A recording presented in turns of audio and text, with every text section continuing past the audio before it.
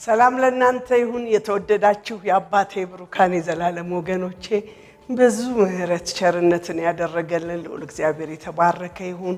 እግዚአብሔርን ስለ ሁሉ እናመሰግናለን። እህታችሁ ሮማን ነኝ። ዛሬ እግዚአብሔር እንደረዳን ሁለተኛ ጴጥሮስ መጽሐፍን ባለፈው ጠቅለል ያለውን ሐሳብ አይተናል። አሁን ከምዕራፍ 1 ጀምረን የምንመለከትበት ጊዜ ይሆናል። ሁሌ የሚያስተምረን ዛሬም እንዲያስተምረን በእግዚአብሔር ፊት ራሳችንን ሰጠን እንጸልያለን። የአባቶች አምላክ ትልቅ እግዚአብሔር በብዙ ምህረትና ቸርነት የደገፍከን በጽድቅህ ያቆምከን የረዳህን ደግ አምላክ ልዑል እግዚአብሔር ሆይ ስለ ሁሉ እጅግ አድርገን እናመሰግንሃለን። ጌታ እግዚአብሔር አባታችንና አምላካችን ሆይ ዛሬም እንድትናገር እንድታስተምረን ያላንተ ምንም የሆነን ነገር ግን ካንተ በመስማትና በመማር ሕይወታችንን ልታቀና ለምትችል አንተ ራሳችንን ሰጠን። ልጆች ከእግዚአብሔር የተማሩ ይሆናሉ ሰላማቸውን ብዙ ይሆናል እንዳልከን አቤቱ ለሰላማችን ብዛት በበጎነት እረፍት እንዲሆንልን ራሳችንን ላንተ ሰጠን። ና ተናገረን ብለን በኢየሱስ ስም ጸለይን፣ አሜን። ክብር ለእግዚአብሔር ይሁን። እግዚአብሔር እናመሰግናለን። ሁለተኛ ጴጥሮስን ከምዕራፍ 1 ጀምሮ እንጀምራለን። እንደምታውቁት ሁለተኛ ጴጥሮስን ሐሳብ ባለፈው ተመልክተናል። በተለይ 3 ዋና ዋና ሐሳቦችን አይተናል። አንደኛ በክርስትና ሕይወታችን ራሳችንን እንዴት ጠብቀን መቆም እንዳለብን፣ ሁለተኛ ከውጪ ለሚመጣ ሳይሆን በውስጣችን ላለ ለስህተት ትምህርት እንዴት ራሳችንን ከስህተት ትምህርት መጠበቅ እንዳለብን፣ ዋነኛውና ትልቁ ነገር ደግሞ ኢየሱስ ስለሚመጣ ሊመጣ ላለው ጌታ ራሳችንን መጠበቅና መናፈቅ እንዳለብን የሚያስተምር ጠቅላላ ሐሳብ እንደሆነ እየጓጓንና እየናፈቅን እንድንቀጥል ነው ባለፈው ተነጋግረን ያለፍነው። ክብር ለእግዚአብሔር ይሁን። ምናልባት ጌታ በክብር አይመጣም ብለን የምንል ሳንሆን እንሞታለን። ስንሞት ድንገት መምጣቱ ነው። ድንገት ይወስደናል። ምክንያቱም የነፍስ ሁሉ ጌታ እግዚአብሔር በቃ ሲል ሲመጣ ያን ጊዜ የት ጋር ነው የምንገኘው? ራሳችንን እንድናስተካክል እግዚአብሔር ይርዳን በሚል ሐሳብ ነው የተነጋገርነው። ክብር ለሱ ይሁን። አሁንም እግዚአብሔር በብዙ እንዲረዳ እናውቃለን። አነባለሁ። ምናልባት ምዕራፍ 1ን ዛሬ ጠቅለል አድርጌ ባነበው ወዳለሁ፣ ግን ከመጀመሪያው ሐሳብ ነው የምነሳው። እንዲህ ይላል።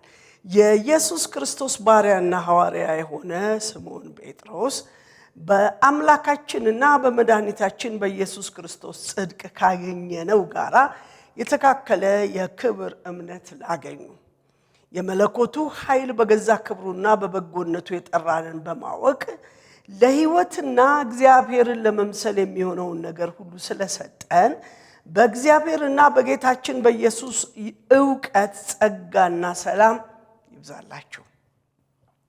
ስለ ክፉ ምኞት በዓለም ካለው ጥፋት አምልጣችሁ ከመለኮቱ ባህሪ ተካፋዮች በተስፋም ቃል እንድትሆኑ በእነዚያ ክብርና በጎነት የተከበረና እጅግ ታላቅ የሆነ ተስፋን ሰጠን። ስለዚህም ምክንያት ትጋትን ሁሉ እያሳያችሁ በእምነታችሁ በጎነትን ጨምሩ፣ በበጎነት ዕውቀትን፣ በዕውቀትም ራስን መግዛት፣ ራስንም በመግዛት መጽናትን፣ በመጽናትም እግዚአብሔርን መምሰል፣ እግዚአብሔርንም በመምሰል የወንድማማችን መዋደድ፣ በወንድማማችን መዋደድ ፍቅርን ጨምሩ። እነዚህ ነገሮች ለእናንተ ሆነው ቢበዙ በጌታችን በኢየሱስ ክርስቶስ ዕውቀት ሥራ ፈቶችና ፍሬ ቢሶች እንዳትሆኑ ያደርጓችኋልና። እነዚህ ነገሮች የሌሉት እውር ነውና በቅርብ ያለውን ብቻ ያያል፣ የቀደመውን ኃጢአቱን መንጻት ረስቷል። ስለዚህ ወንድሞች ሆይ መጠራታችሁንና መመረጣችሁን ታጸኑ ዘንድ ከፊት ይልቅ ትጉ። እነዚህም ብታደርጉ ከቶ አትሰናከሉምና እንዲሁ ወደ ዘላለሙ ወደ ጌታችን መድኃኒታችን ወደ ኢየሱስ ክርስቶስ መንግሥት መግባት በሙላት ይሰጣችኋልና። ስለዚህ እነዚህ ነገሮች ምንም ብታውቁ በእናንተ ዘንድ ባለ እውነት ምንም ብትጸኑም ስለነዚህ ዘወትር እንዳሳስባችሁ ቸል አልልም። ሁል ጊዜም በዚህ ማደሪያ ሳለሁ በማሳሰቤ ላነቃችሁ የሚገባኝ ይመስለኛል። ጌታችን ኢየሱስ ክርስቶስ እንዳመለከተኝ ከዚህ ማደሪያ መለየቴ ፈጥኖ እንዲሆን አውቃለሁና ከመውጣቴም በኋላ እነዚህ ነገሮች እንድታስቡ በየጊዜው ትችሉ ዘንድ ተጋለሁ። የእርሱን ግርማ አይተን እንጂ በብልሃት የተፈጠረውን ተረት ሳንከተል የጌታችንን የኢየሱስ ክርስቶስን ኃይልና መምጣት ላስታውቃችሁ ከገናናው ክብሩ በእርሱ ደስ የሚለኝ የምወደው ልጄ ይህ ነው የሚል ያ ድምፅ በመጣችበት ጊዜ ከእግዚአብሔር አብ ክብርንና ምስጋናን ተቀብሏልና እኛም በቅዱስ ተራራው ከእርሱ ጋር ሳለን ይህንን ድምፅ ከሰማይ ሲወርድ ሰማን። ከእርሱም ይልቅ እጅግ የጸና የትንቢት ቃል አለን። ምድርም እስኪጠባ ድረስ የንጋትም ኮከብ በልባችሁ እስኪወጣ ድረስ ሰው በጨለማ ስፍራ የሚበራውን መብራት እንደሚጠነቀቅ ይህንን ቃል እየጠነቀቃችሁ መልካም ታደርጋላችሁ። ይህ በመጀመሪያ እወቁ። መጽሐፍ ያለውን ትንቢት ሁሉ ማንም ለገዛ ራሱ ሊተረጉም አልተፈቀደም። ትንቢት ከቶ በሰው ፈቃድ አልመጣምና፣ ዳሩ ግን በእግዚአብሔር ተልከው ቅዱሳን ሰዎች በመንፈስ ቅዱስ ተነድተው ተናገሩ ይላል። ይህንን ጠቅለል አድርጌ ምዕራፍን 1ን ያነበብኩላችሁ ዋናው ሐሳባችን በተለይ እነዚህ ባለፈው እንዳየነው በራሳችን እንዴት መጠበቅ እንዳለብን መጠበቅ እንዳለብን ሊመጣ ያለውን የጌታን ክብር ደግሞ እንድናይ እንዴት ተጠንቅቀን መያዝ እንዳለብን ሊናገረን ሊያስተምረን ቸል አልልም እያለ የተናገረው ነው የምናየው። በመጀመሪያ እንደዚህ ይላል፣ እኔ የኢየሱስ ክርስቶስ ባሪያና ሐዋርያ የሆንኩ ስምዖን ጴጥሮስ ነኝ ይላል።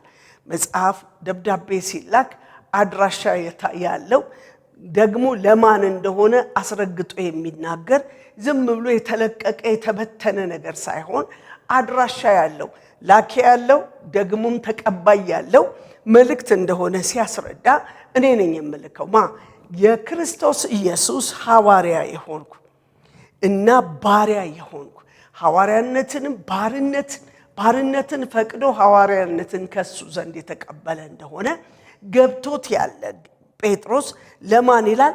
በአምላካችንና በመድኃኒታችን በኢየሱስ ክርስቶስ ጽድቅ ካገኘነው ጋር የተካከለ የክብር እምነት ላገኙ የተካከለ የክብር እምነት ከኛ ጋር ያገኙ ከክርስቶስ ኢየሱስ የሆነውን የመዳን እውነት ላገኙ ዳግም ለተወለዱ ነው አድራሻዬ ብዙ ጊዜ ተናግሬዋለሁ። በዚህ በጴጥሮስ መጽሐፍ ስንመለከት የጴጥሮስ መልእክት ያኔ ጌታ ኢየሱስ ክርስቶስ እምትወደኝ ከሆነ በጎቼን፣ ጠቦቶቼን፣ ግልገሎቼን አሰማራልኝ ብሎ የሰጠውን የኔ የተባሉትን የተወለዱትን ዳግም የተወለዱትን የነሱ ልክ እነሱን ተቆጣጠር ወይም ለነሱ የሚገባውን ታደርግልኝ ዘንድ እንዴት በጎቼ መሰማራት አለባቸው፣ እንዴት ጠቦቶቼ መሰማራት አለባቸው ብሎ እንዳሳየው ለነሱ ነው የምጽፈው ይላል። ለነማ? በአምላካችንና በመድኃኒታችን በኢየሱስ ክርስቶስ ጽድቅ በማንም ሳይሆን በሱ ጽድቅ የሚተካከል ሕይወት ላገኙ እነዚህ ሰዎች በዮሐንስ ወንጌል ምዕራፍ 1 ላይ እንደምንመለከተው ሁሉ በሱ የሆነ ከሆነው አንዳች እንኳን ያለ እርሱ የሆነው ያ በጨለማ ላይ ብርሃን እንዲበራ የናፈቀ እንዲበራ የወደደ ጌታ እርሱ በዓለም ላለ ጨለማ ሁሉ ብርሃን ሆኖ መጥቶ የሚቀበለው ስለሌለ ነገር ግን ወደ ገዛ ዘመዶቹ መጥተው ስላልተቀበሉት ለተቀበሉት ግን በስሙ ለሚያምኑ ለነሱ እግዚአብሔር ምን ሰጣቸው? የልጅነት ስልጣን ሰጣቸው።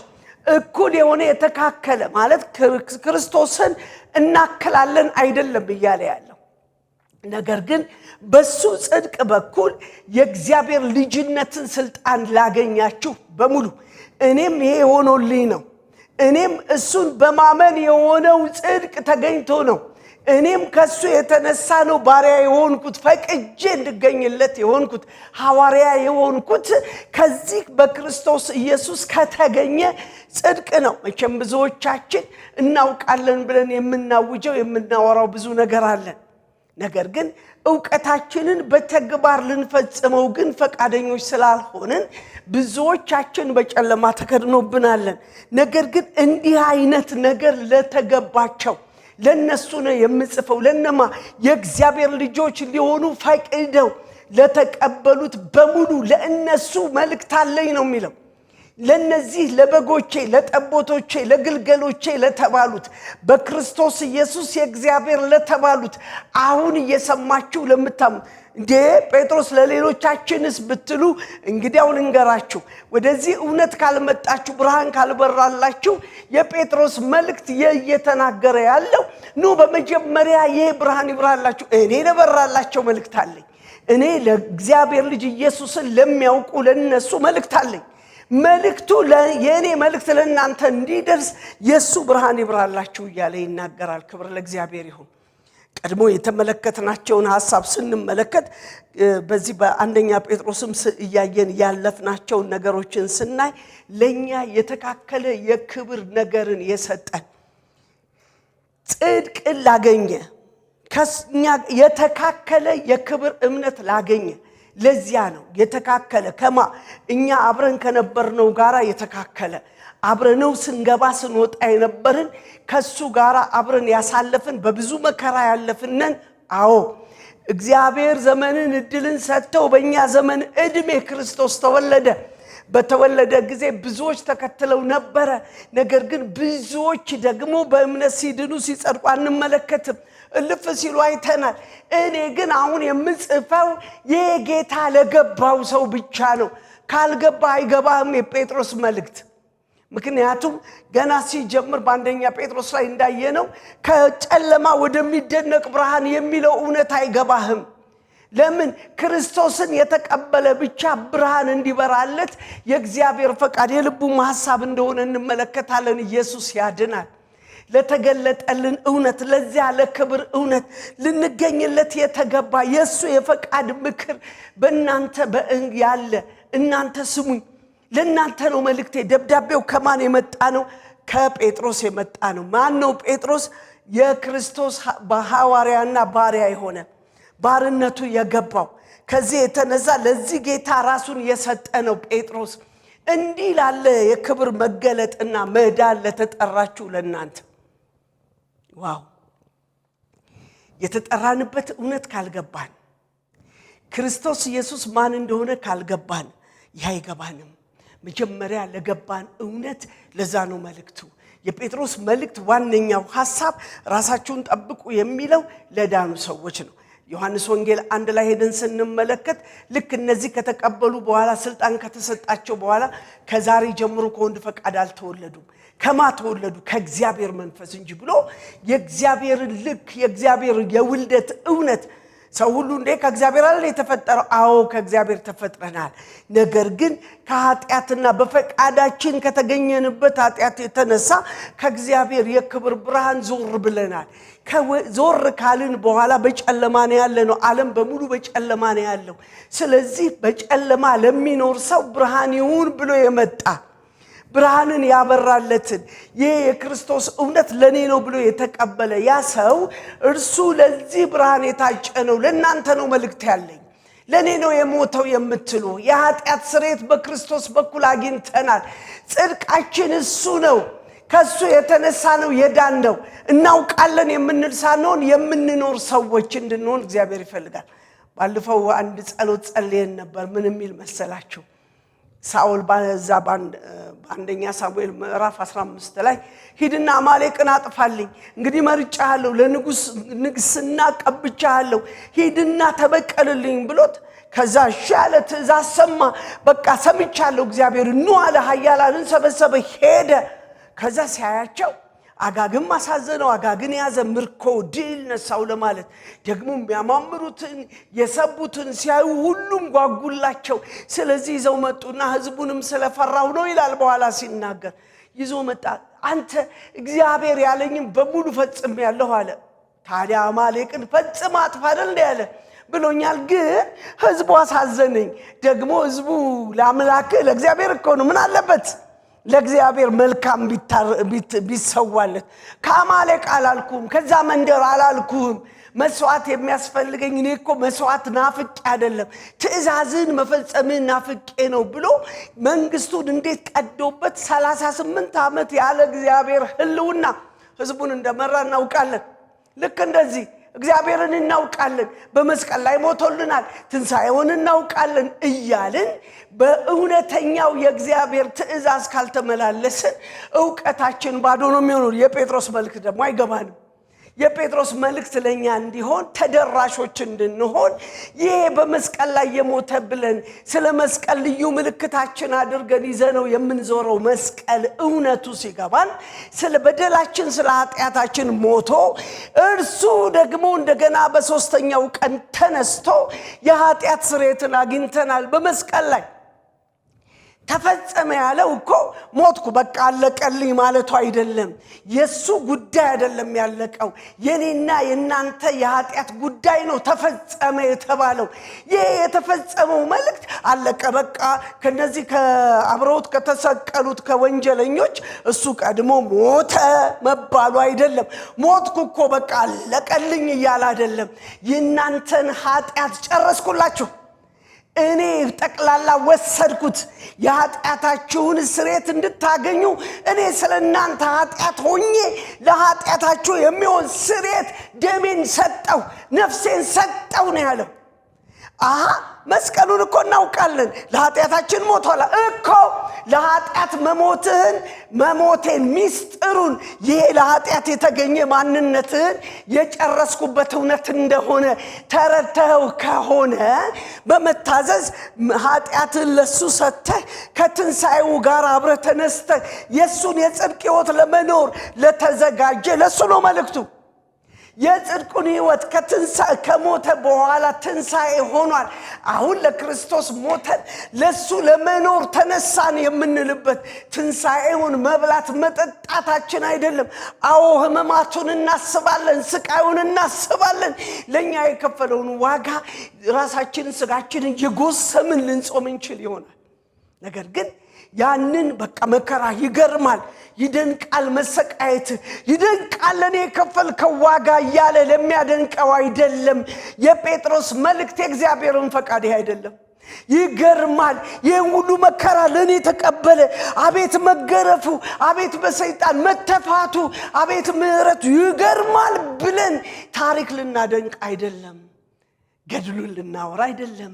ነገር ግን ሞቱ ለኔ እኮ ነው ብሎ የኃጢአት ስርየት በሱ እንደሚገኝ አምኖ ኃጢአቱን ለሱ ሰጥቶ አዲስ ለመሆን ከዚህ በኋላ ያንን ጨለማዬን ካበራህልኝ ካንተ ጋር ልኖር ወስናለሁ ብሎ ወስኖ ለሚቆም ለዚያ ሰው ሕይወትን ሊያደርግ ክርስቶስ ኢየሱስ እንደሞተ እንደተነሳ ለገባው ለዚያ ሰው ነው መልእክት ያለ ጴጥሮስ።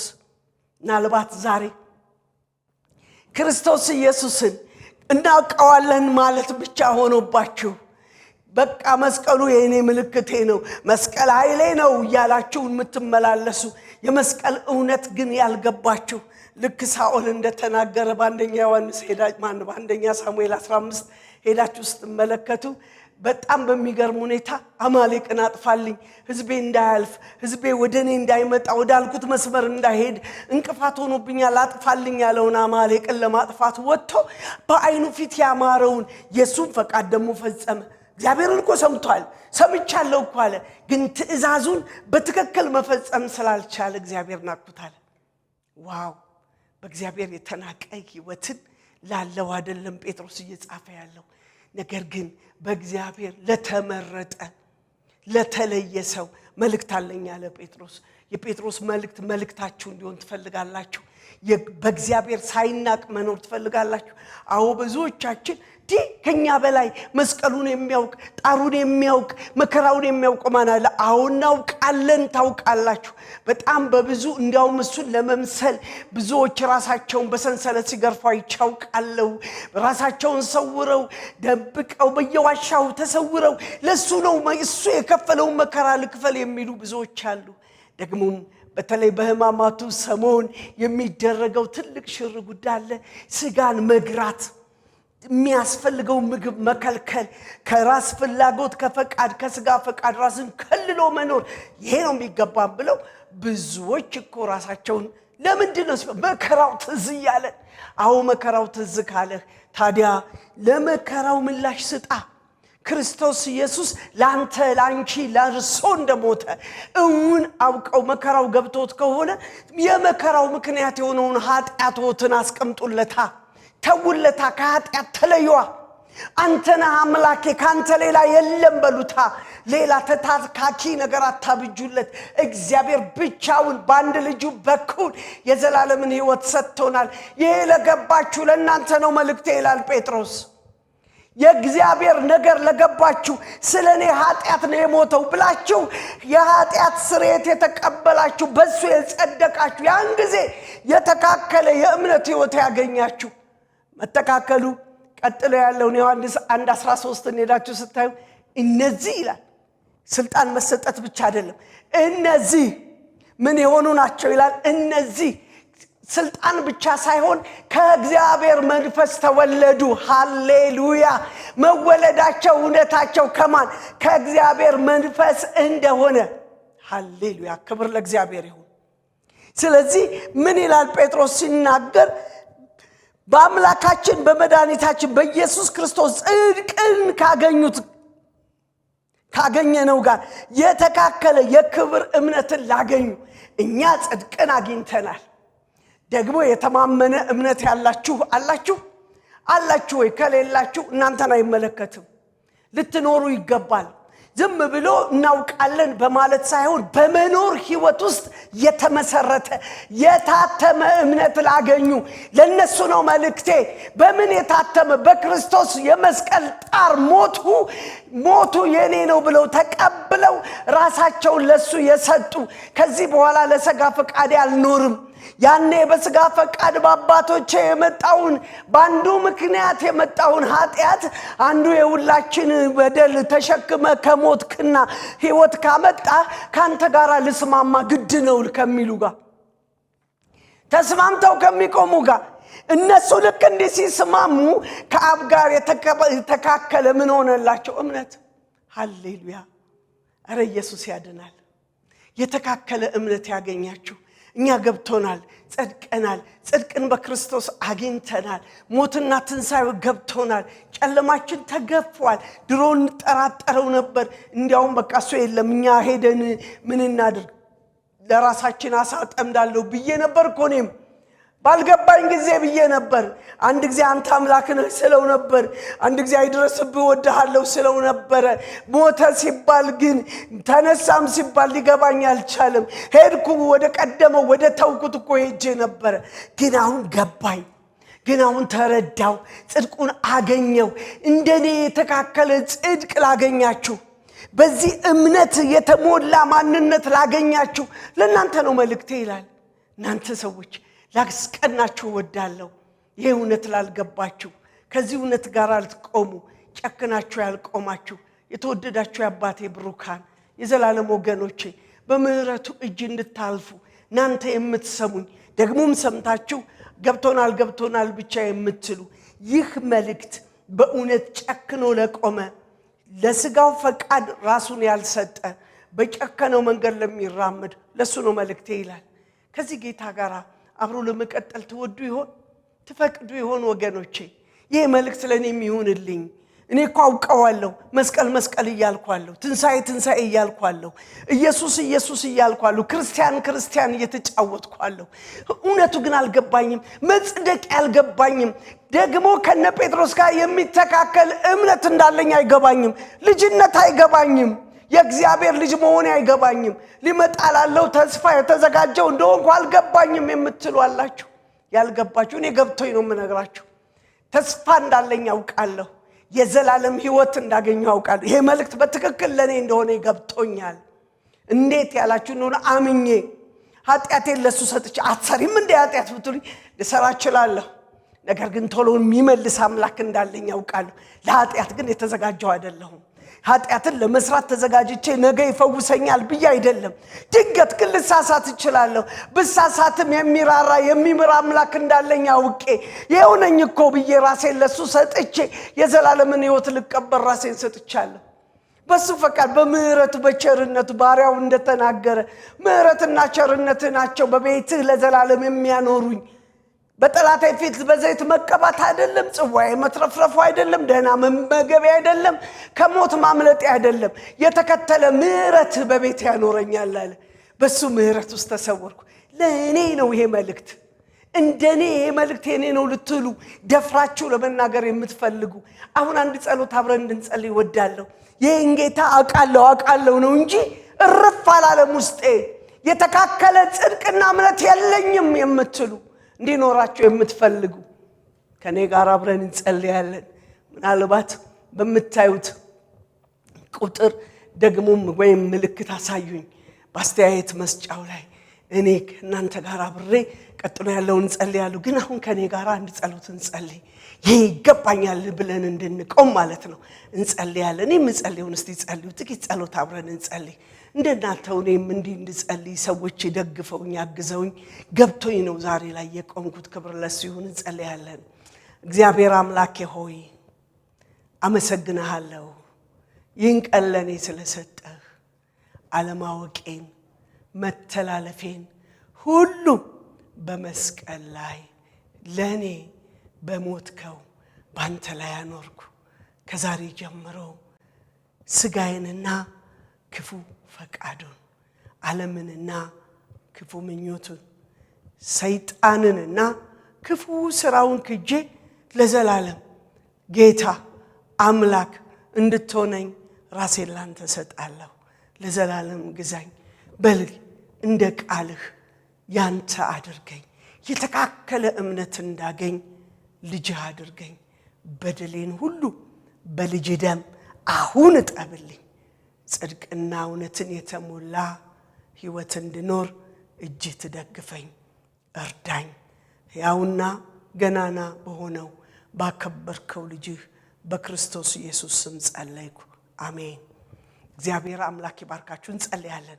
አባት ሆይ ይህን ጸሎት ለጸለዩ ደግሞም ድፍረት ላጡ ደግሞ በመሰማት መጸለይ እንዲችሉ የጸጋ ጉልበት እንዲደግፋቸው አቤቱ እኛ ያገኘነውን ጽድቅና የላይኛውን እምነት የሚተካከል ላገኙ ነው መልእክቴ እንዳለ ጴጥሮስ ይህ እውነት እንዲበራላቸው ዛሬ በኢየሱስ ስም የመንፈስ ኃይል እንዲደግፋቸው ጸለይኩ። የተከተለ ግራ የሚያጋባ አጋንንታዊ ተጽዕኖ የክፋት ኃይል ጉልበት በኢየሱስ ስም ከወገኖች ላይ ይነሳ። የምህረት እጅ እኔን የደገፈው አልልህም፣ የሚበልጥ እጅ አለህ። አድራሻቸውን የምታውቅ ለእያንዳንዱ በዚህ የጽድቅ ጉልበት እንድደግፋቸው ጸለይኩ። በነገር ሁሉ ክበር በኢየሱስ ስም አሜን። እግዚአብሔር አምላክን እጅግ አድርገን እናመሰግናለን። ምህረቱን ያገነነልን ጌታ ይባረክ። እግዚአብሔር ምድራችንን ኢትዮጵያ ኤርትራ ምድር ይባርክ። ኢየሱስ ያድናል።